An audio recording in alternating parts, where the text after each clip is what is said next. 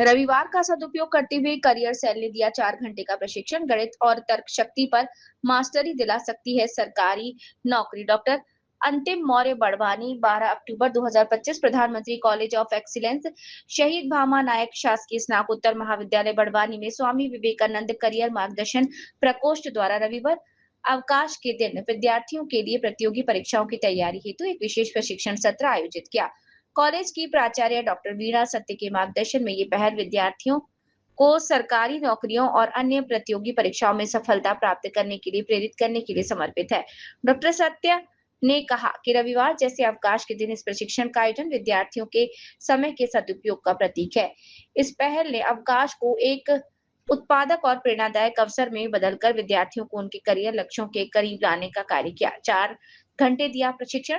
प्रशिक्षण सत्र प्राप्त 10 से दोपहर प्रातः 10 बजे से दोपहर 2 बजे तक 4 घंटे संचालित हुआ, जिसमें विशेषज्ञ डॉक्टर अमित मौर्य ने विद्यार्थियों को मार्गदर्शन प्रदान किया। रविवार को अवकाश होने के बावजूद बड़ी संख्या में विद्यार्थियों ने उत्साहपूर्वक भाग लिया।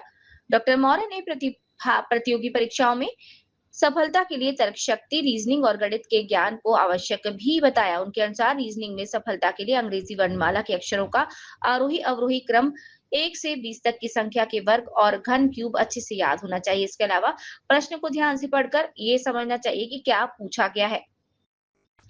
डॉक्टर मौर्य ने रीजनिंग के विभिन्न प्रकार के प्रश्नों की विस्तृत जानकारी भी दी।